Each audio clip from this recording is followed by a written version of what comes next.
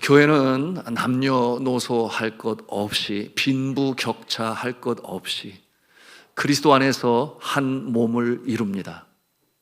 한 몸을 이룬다 하면 예수 그리스도를 머리로 하는 것이요, 또한 성도는 지체가 되는 것이니 우리가 생각해 볼 수 있습니다. 어떠한 모습은 팔의 모습으로, 다리의 모습으로, 손의 모습으로, 발의 모습으로, 또한 얼굴로 말하면 눈이나 코나 입의 모습으로 한 몸으로 유기적인, 한 몸으로 주님의 나라를 이루어가는, 그것이 교회다라고 하는 것입니다.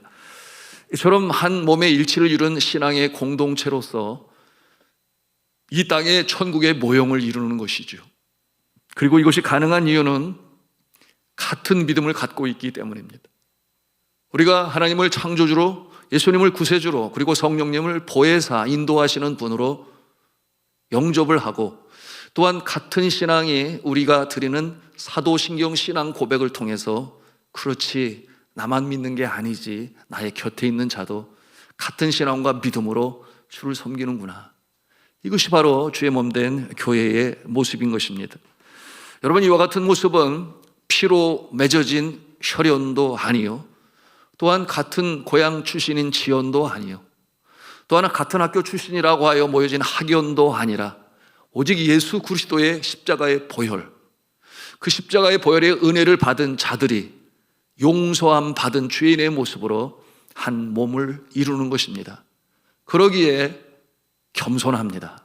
내가 내세울 것이 없어요. 그곳에 한 지체가 되었다는 그 자체가 너무나 기쁘고 감사한 것입니다. 그러므로 우리 한번 좌우에 계신 분에게 서로 좀 알려주세요. 우리는 예수 안에 한 가족입니다. 우리는 예수 안에 한 가족. 예, 그렇습니다. 자, 우리가 겸손할 수밖에 없는 이유, 바로 용서함 받은 죄인이라고 하는 것이죠. 여러분, 우리가 죄 없다 말할 수 없습니다. 성경은 말씀하죠. 의인은 없으되 한 사람도 없다. 여러분, 죄 가운데 잉태하고 죄 가운데 태어나서 살아갑니다. 물론 예수를 믿음으로 말미암아 영원히 죽을 수밖에 없는 원죄의 해결함을 받아요. 그러나 자범죄는 여러분 완전히 끌어내기란 불가능에 가깝죠. 하루하루를 살아가면서 여러분 우리의 마음에 뒤돌아 보면 작은 일이라 할지라도 남이 잘 되는 것을 보면 기뻐하며 축하해 주어야 되는데 내 현실이 그렇지 못하면 그 마음도 쉽지 아니에요. 오죽하면 우리나라의 국민의 심성이 사촌이 땅을 사면 누가 아파요? 어디가 아파요?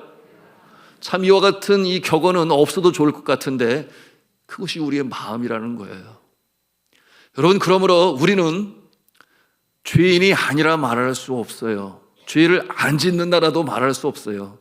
그럼에도 불구하고 구원전선 이상이 없는 것은 그 마음, 참으로 진정으로 회개하는 마음으로 주 앞에 나와 기도할 때 하나님께서 속으로는 그러실 것 같아요. 네 꼬라지를 봐라. 또 같은 내용으로 죄에 대하여 회개를 하니, 이렇게 하실 수 있지만 그분의 유일하신 독생자 아들 예수 그리스도가 성자 하나님이신데 그 고귀한 보혈을 흘림으로 여러분 이 죄 많은 인생을 구원하시고자 하시니, 누구 때문에? 예수님 때문에, 예수님의 보혈 때문에 우리를 용서해 주시는 거예요. 여러분, 그러므로 말미암아 우리는 그렇지, 나는 용서 안 받은 죄인이지, 하늘에 속한 자녀지, 그럼에도 불구하고 겸손함으로 우리는 살아가야 하는 것입니다. 오늘 우리 함께 읽은 본문은 이렇게 시작을 해요. 뭐라고 그랬습니까? 로마서 6장 1절 말씀 같이 읽습니다. 시작. 믿음이 연약한 자를 너희가 받되 그의 의심하는 바를 비판하지 말라. 아멘. 무슨 뜻이겠어요? 새로 예수 믿어 교회 안에 들어온 성도에 대하여 넓은 마음을 가져라. 친절히 대하라. 환대하라. 그들이 다른 생각을 가지고 있다 손치더라도 그것을 비판하지 말아라. 이렇게 말씀하고 있습니다. 그런데 오늘 말씀 구체적으로 보면 그들이 의심하는 바에 대하여 비판하지 말아라. 이렇게 또 말씀하고 있어요. 새로 들어오는 교인들이 기존적인 성도를 향하여 어떠한 비판하는 마음을 가졌을까요? 기존적인 성도에 대해서 이해가 되지 않는 부분이 있다, 그런 뜻인데요. 이 내용을 이해하기 위해서는 당시의 상황을 우리가 알 수 있어야 합니다. 자, 사도 바울이 고린도 지방에 있을 때 아직 한 번도 가보지 아니한 미지의 도시 로마를 생각하죠. 그리고 로마에 신앙의 공동체가 있음을 그가 알아요. 그러므로 그의 마음에 담긴 진리의 말씀을 그들에게 편지로 써서 보내니 그것이 로마서예요. 그런데 로마에 있는 이 신앙 공동체 로마 교회에는 어떤 자들이 주를 이루었는가? 그들은 헬라파 유대인들, 자신의 고향을 떠난 지 이미 오래됐을 수도 있어요. 헬라파라고 하는 것은 헬라어를 유창하게 구사하는 유대인들이에요. 그들이 모인 로마 교회, 그런가 하면 실제적인 헬라인들이 또는 로마인들이 그 교회의 공동체를 이루었습니다.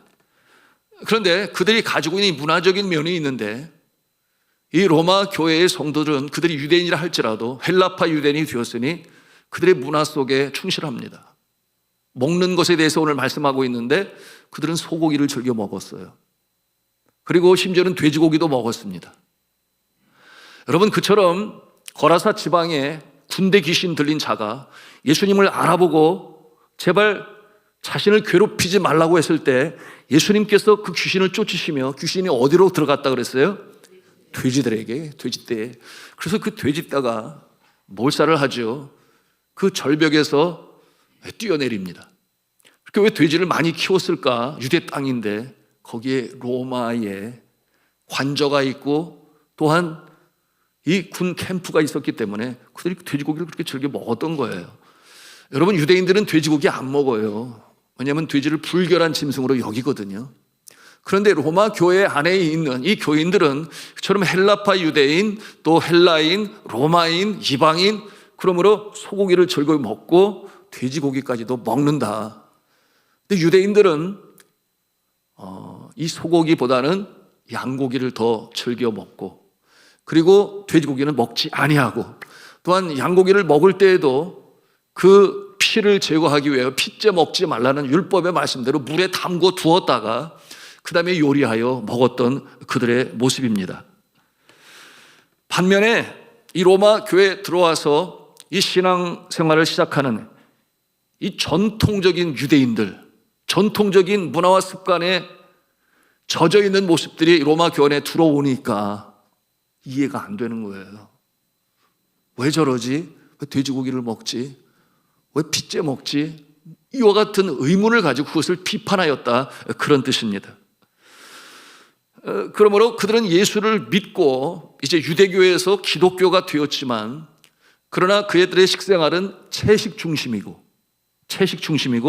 고기를 먹되 피를 제거한 양고기와 소고기를 먹었습니다. 자, 이와 같은 모습을 통해서 우리는 이 문화와 이 복음의 이 상관관계를 오늘 말씀을 통해서 배우게 됩니다. 율법에 근거하여 음식을 구별하여 먹는 모습을 우리는 바벨론에 가 있었던 다니엘의 모습을 통해서도 보지 않습니까? 다니엘의 모습, 바벨론에서 바벨론 사람들은 고기를 많이 먹어요.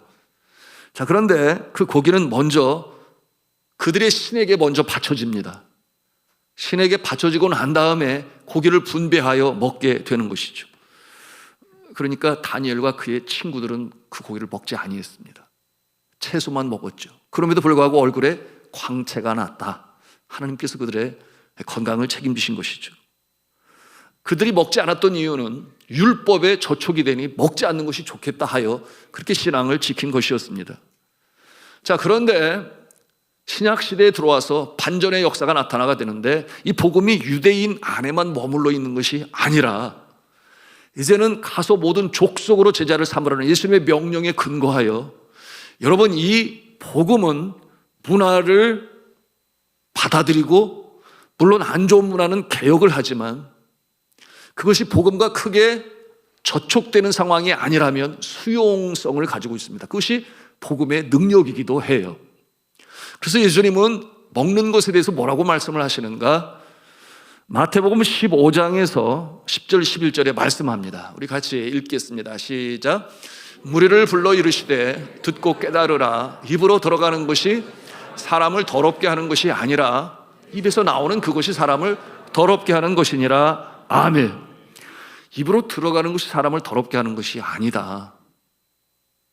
여러분, 이와 같은 말씀을 통해서 먹는 것이 복음 그리고 구원과 그렇게 크게 밀접한, 그야말로 이 구원을 받지 못하게 할 정도의 그런 영향력을 미치지 않는다라고 하는 것을 이렇게 예수 그리스도께서는 간접적으로 표명하셨습니다. 전에도 나누었습니다. 이방 땅, 다른 신을 섬기고 있는, 저는 경험한 것이 필리핀하고 네팔이 주인데, 이 네팔이 그러해요. 소고기 대신 어떤 고기를 제일 귀히 여기는가? 염소고기를 제일 귀히 여겨요. 그래서 이 염소고기는 서민들에게 명절 때나 먹어요. 우리나라 과거에 그랬어요. 예. 명절이 다가오면 장에 가서 고기를 사오는데, 예, 풀어가지고 어디다가 이렇게 싸서 줬어요? 신문지에다 싸서 줬어요. 그죠? 예, 그래서 그걸 가져와가지고 나는 신문지를 이렇게 띄어내서 엄마를 돕는다고 했던 기억이 나는데, 하여튼 네팔에서는 이 명절 때 그때야 이 염소고기를 먹을 정도로 염소고기가 비싸요. 소고기는 안 먹어요. 제가 설명을 드렸지요. 이 소고기는 소를 잡지를 않으니까, 잡지 않는 이유는 신이 총애하는 짐승이니까. 그래서 울력고로 사용했는데 우리가 어떻게 감히 소를 죽이느냐, 상상도 못하고 소고기를 먹는다 이렇게 말을 들으면 아주 그냥 소름이 끼치는 거죠. 어떻게 그럴 수가 있느냐, 무슨 야만인이 소고기를 먹느냐 그래요. 여러분 어떻게 생각하십니까? 정신 나간 소리 하고 있네. 아마 이렇게 여러분이 생각할지 모르겠어요. 그런데 그 땅에 가난한 나라니까 유엔에서 파견받은 유엔의 모든 산하 기관들이 다 들어와 있어요. WHO라든지 유니세프라든지 다 들어와 있어요. 그 유군이 굉장히 많습니다, 카트만두에. 근데 그들이 소고기를 먹어요, 안 먹어요? 너무나 먹고 싶은 거죠. 소를 잡지를 않네. 그래서 그 외국인들을 위한 수입상이 있어요. 수입 고기. 호주에서도 들어오고 그래요. 굉장히 비싸지요. 그래서 선교사들은 거기 가서 사 먹어요, 못 사 먹어요? 못 사 먹어요. 비싸서. 그래서 선교사들은 어떤 소고기를 사 먹느냐, 이 롤처럼 되어 있는 아주 딱딱하게 냉동된 거 있는데, 그거는 상표도 안 붙어 있네. 정체불명의 소고기를 너무나 맛있게 먹는 거예요. 지난번에 얘기했잖아요. 제 아내가 안 먹어. 자녀들만 먹게 해. 왜 안 먹고 키키 웃기만 할까? 그 안에서 풀다 보니까 파리가 나와가지고. 그러니까 그걸 아니까 안 먹는 거예요. 근데 우리 선교사님들은 맛있게 그걸 먹어요. 여하튼 이 외국인들이 그 수입상에서 좋은 소고기를 사다 먹는데 그것을 알고 그들이 경악을 해요. 그런데 그들 힌두교 믿는 자들 중에도 예수를 믿는 자들이 있지요. 당연히 있어요. 그런데 그들은 여전히 이 소고기를 먹는 것에 대해서 마음이 내키지가 않는 거죠. 자, 그런데 이 땅에 와서 수입 상점에서 소고기를 사다 먹는 사람들은 주로 누구인가? 예수 믿는 사람들이에요. 그렇잖아요? 그처럼 유엔 기관에 소속으로 와서 수고하는 모습들은 기독교 국가들에서도 왔고, 그러니까 그걸 사다 먹는데 그들 생각은 이렇게 되는 거예요. 이제 예수 믿는 사람들은 세상에 야만인들처럼 소고기를 먹는데 어떻게 그럴 수가 있어? 믿겨지지가 않는 거야. 아마 우리나라에서 말하면 고고하고 도도한 분이 개고기 먹는다고 그러면은 아주 혐오하는 거하고 비슷한 모습이 되지 않을까, 이런 생각이 들어요. 특별히 이 시대에. 그러니까 아주 도매금으로 이 힌두교에서 예수를 믿는 자들이 그냥 같이 가는 거예요. 아주 야만인들이라고, 소고기 먹는 신앙을 갖고 있는 사람이라고, 이와 같은 모습이 있습니다. 자, 지난번에도 나눴습니다. 선교사가 예수를 믿고 또한 소고기를 좋아하니까 모처럼 네팔 기독교인을 초청을 하여 식사 대접을 하는데 한국의 최고로 맛있는 불고기와 또 갈비를 준비해 가지고 그들에게 주는데, 그것이 소고기일 경우라면 여러분, 그들 현지 기독교인이라 할지라도 아닌 거예요. 그것은 예의도 아니에요. 그들이 좋아하는 염소고기를 나누고 왜 소고기로 대접을 하냐 그 말이죠. 믿음이 그건 아무것도 아닌데 이러면서 할 수 있지만 여전히 믿음이 연약한 자에 대하여 우리는 헤아릴 수 있어야 한다. 그들의 입장에 설 수 있어야 한다. 여러분, 그러므로 성경은 고린도전서 10장 23절에 뭐라고 말씀을 해요? 모든 것이 가나 모든 것이 유익한 것이 아니고 모든 것이 가나 모든 것이 덕을 끼치는 것은 아니다. 가하지만 해야 할 것이 있고 하지 않아야 할 것이 있다.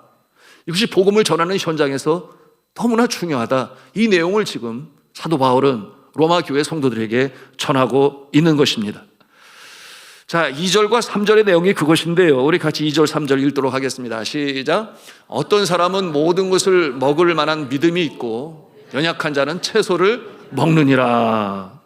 그 다음에 또 뭐라고 그랬어요? 먹는 자는 먹지 않는 자를 없인 여기지 말고 먹지 못하는 자는 먹는 자를 판단하지 말라. 이는 하나님이 저를 받으셨음이라. 누가 받으셨다고 그래요?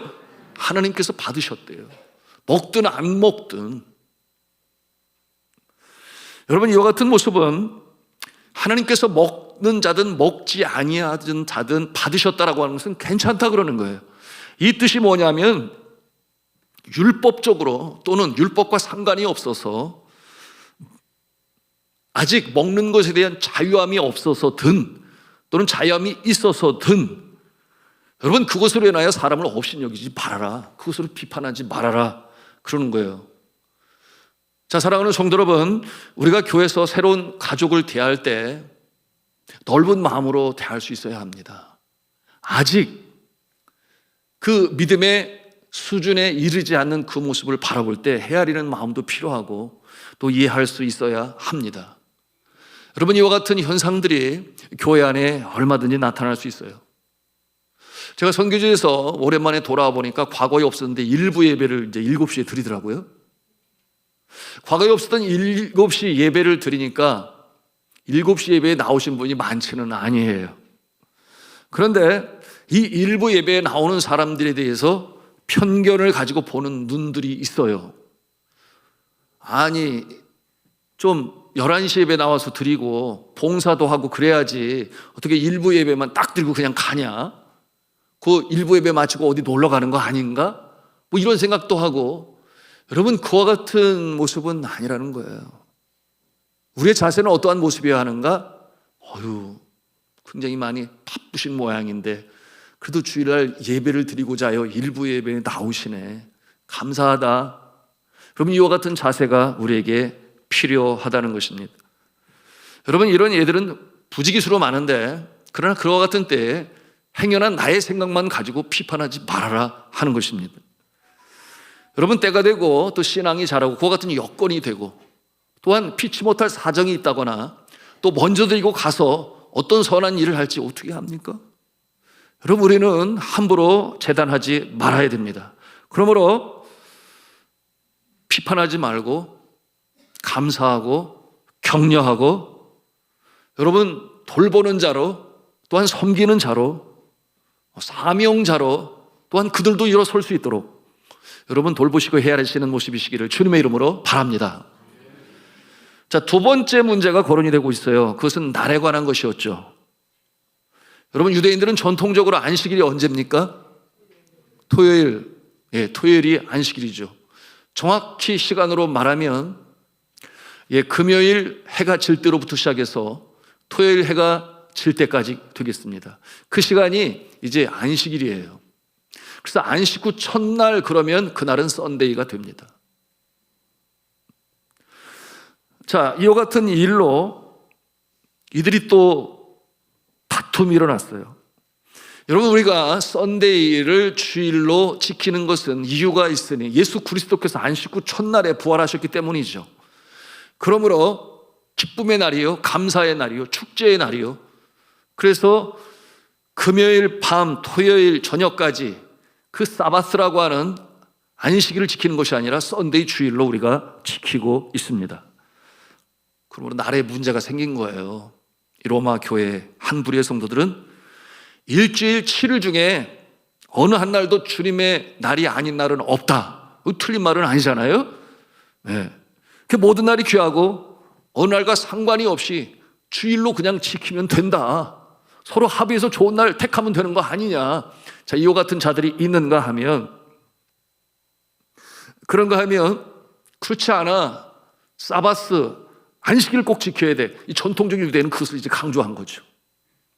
그런가 하면 이렇게 주일을 지키는 로마 교회의 성도들은 무슨 얘기야, 주님이 안식 후 첫날 부활하셨으니까 이날 지켜야지, 이것을 강조하면서 그날을 강조했던 것입니다.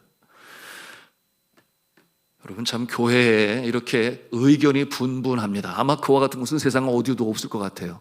그런데 이와 같은 모든 것이 다양성이 있지만 일치를 이루고 또한 주의 몸된 교회를 이루어가는 것이 참 하나님의 은혜예요.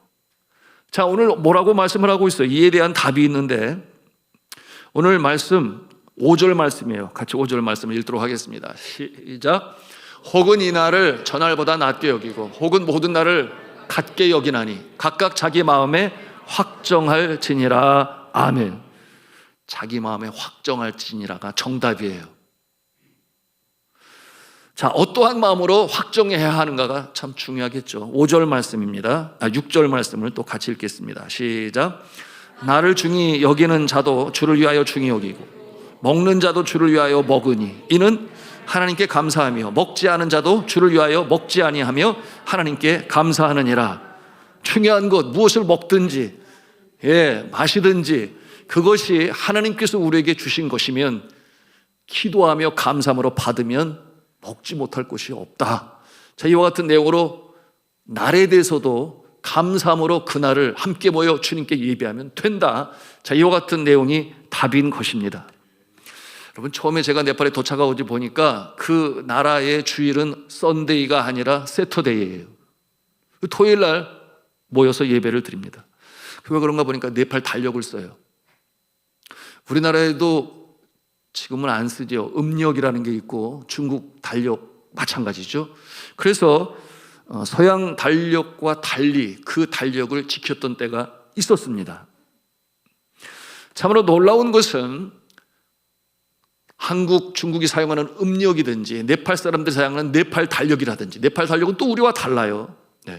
네팔 달력이든지 이슬람 교도들의 이슬람 달력이라든지 놀라운 게 뭐냐 하면 꼭 6일이 지나고 7일째 쉬면서 그날을 신 앞에 경배하는 날로 지킨다는 것입니다. 놀랍지 않습니까? 한번 생각해 보세요. 어떻게 그렇게 일치를 이룰 수 있을까? 6일 동안 열심히 일하고 7일째 안식하며 주를 예배하는 모습이, 이슬람교는 그날이 금요일이요, 목요일인가요? 목요일이요. 그 다음에 이 유대교는 금요일이요, 토요일이군요. 이슬람은 금요일, 유대교는 토요일, 그리고 기독교는 주일, 그리고 이 힌두교는 토요일, 이렇게 날을 정하여 신께 예배하고 경배하고 제사를 드립니다. 여러분, 우리나라는 어땠을 것 같아요? 과거에 조선시대 우리나라는 한 8일을 일하고 9일째 쉬었을까? 그러지 아니하고 제가 또 문헌을 조사해 보았더니 우리나라 조선시대 관청도 6일 동안 일하고 7일째 쉬었어요. 놀랍지 않습니까? 여러분, 태초에 하나님께서 만드신 질서의 법은 이렇게 모든 세상의 문화의 면면이 배어 내려오고 있는 것이에요. 다만 그 날을 정함에 있어서 다르게 지었지만 공통점은 그렇지, 6일 동안 일하고 7일째 쉬며 안식하고 하나님을 경배하는 것이다. 자, 말씀드린 것처럼 창조의 법칙에 근거하여 질서는 그렇게 이루어졌고, 그날 쉴 때 육신도 영혼도 쉼을 통하여 다시금 한 주간을 시작하게 하신 것이 하나님의 창조의 법이다. 틀림이 없죠. 과거의 구소련에서 공산혁명을 성공시킨 소위 이제 꼭대기에 계신 분들이 왜 우리가 굳이 성경적인 이 방법을 따라야 되느냐, 오히려 좀 더 일하고 쉬면 더 많은 노동력을 가질 수 있으니 더 많은 산출을 만들어낼 거 아니냐, 그런 생각을 하게 되었어요. 그럴듯하죠. 그럴 법하고. 그래서 이 6번 일하고 7일째 쉬는 날을 폐지하고, 그래서 10일 동안 일을 하고 11일째 되는 날에 쉬게 그렇게 했어요. 결과가 어떻게 나왔을 것 같아요? 못했어요. 1년을 견디지를 못했습니다. 왜냐하면 예상했던 것과는 달리 아픈 사람, 질병, 병든 사람이 속출하는 바람에 이것은 아닌 것 같아 해가지고 다시금 돌려서 6일 동안 열심히 일하고 7일째 쉬게 되니까 그 산출, 그 노동력의 결과들이 제대로 다시금 돌아가게 되었어요. 여러분, 우리 하나님은 얼마나 정확하신지 몰라요. 말씀을 통해서 우리에게 가르쳐 주시는 거죠. 자, 그러므로 한국이 주일인데 네팔 달력은 주 주일이 토요일이에요. 그 한국 대사관에 있는 직원들이나 선교사들이 그 땅에 가서 무슨 소리야, 왜 토요일 날 주일이라고 그래? 우리는 썬데이 주일 지킬 거야. 이렇게 하는 게 맞을까요? 틀릴까요? 아리송해. 우리 로마 교회 교인들하고 비슷한 생각을 지금 가지고 계시는데, 자, 선교사님들은 토요일 날 현지들과 함께 예배를 드립니다. 근데 대사관 직원은 굳이 주일날 예배를 드려서 한인교회는 또 주일날 드려요. 여러분, 이와 같은 모습을 보면서 여러 가지 생각을 많이 했는데, 대사관 직원은 토요일날도 쉬고 주일날도 쉬네, 그러려고 그러나 뭐 이런 생각도 없지 않아 가진 적도 있어요. 선교사들이 현지인과 그때 드리는 것은 바로 이 로마서의 교훈입니다. 그들과 더불어 눈높이를 맞추고 함께 웃고 함께 울기 위하여 그들과 더불어 토요일날 예배를 드려요. 자, 그러면서 이제 네팔인들이 토요일날 예배를 드리고 주일이 되면 뭐냐? 월요일이에요. 그날은 시작이에요. 모든 광구소들이 출근을 해요. 그 당연히 토요일날 쉬면서 예배를 드리죠. 자, 그렇다면 네팔에 있는 사람들이 한국에 코리안 드림을 꿈꾸고 또는 유학을 와서 한국에서 예배를 드려요. 우리는 토요일이 주일이야. 그러니까 우리는 토요일날 예배를 드려야 돼. 이게 맞을까요? 아니면 그들도 주일날 예배를 드리는 게 맞을까요? 이럴 때는 크게 또 말씀하시네. 자, 한국에 왔으면 한국의 법을 따르라. 그러니까 주일날 예배를 드리는 게 맞지. 예, 토요일날 근무가 없어도 예, 맞아요. 그래서 모든 네팔이 선거띠라고 하는데 네팔인 예배가 주일날 드려집니다. 이것이 바로 복음과 연관하여 크게 저촉이 되지 아니하는 한, 복음의 진리가 제대로 증거되어지는 한, 외피로 여기는 먹을 것 그리고 날에 대한 것 서로 합하여 뜻을 이루고 그날에 함께 모여서 드리면 된다. 이것이 이제 로마의 교회에 주시는 하나님의 말씀인 것입니다. 자, 이와 같은 모습으로 이 땅의 믿음의 공동체들이 죄 몸된 교회로 이루어가고 하나님께 영광을 올립니다. 자, 오늘 주일이에요. 미국은 오늘 주일일까요? 조금 있으면 이제 날이 밝아오겠죠. 그래서 동시적으로 이렇게 모든 것이 맞아떨어지지는 아니에요. 자, 10절 말씀을 우리 같이 읽도록 하겠습니다. 10절 말씀 시작. 내가 어찌하여 내 형제를 판단하느냐? 어찌하여 내 형제를 업신여기느냐? 우리가 다 하나님의 심판대 앞에 서리라. 아멘. 여러분, 예수님의 마음을 품으시기 바랍니다. 그 상황에 대해서 넓은 마음을 가지고, 특별히 아직 의심을 가지고 아직 수용이 안 된 사람들은 기다려주고, 알 때가 올 거야 사랑으로 환대하고, 이 모습이 우리의 자세인 것입니다. 여러분, 이와 같은 모습은 어떠한 마음인가 하면 돌아온 탕자를 바라볼 때 맏형은 질시의 눈으로 바라보았어요. 그러나 그를 기다리는 아버지는 사랑으로 품었습니다. 돌아온 탕자는 그렇게 우등생 모범생은 아니지 않습니까? 그럼에도 불구하고 끌어안고 자취를 베푸셨던, 왜? 한 영혼이 살아 돌아왔으니. 그것이 바로 우리가 새로 예수를 믿고 교회 안에 들어오는 자들 중에 연약한 자들의 모습인 것이요, 우리의 마음의 자세인 것을 우리는 알아야 하겠습니다. 여러분, 그러므로 우리 교회는 특별히 선교하는 교회입니다. 선교하는 교회는 마음이 넓어야 돼요. 그래야만이 잃어버린 영혼의 길을 인도하며 또한 뿌리를 내릴 수 있도록 돕는 모습을 가질 수 있습니다. 우리 산돌중앙교회가 이와 같은 일에, 이 모든 것을 수용하고 또한 함께 주의 나라를 이루어가는 일에 아름다운 모본이 되고, 또 이와 같은 모습을 통하여 많은 이방인들이, 또 외국에서 온 자들이 함께 예배하는 아름다운 교회가 될 수 있기를 주는 주 예수 그리스도 이름으로 축원합니다.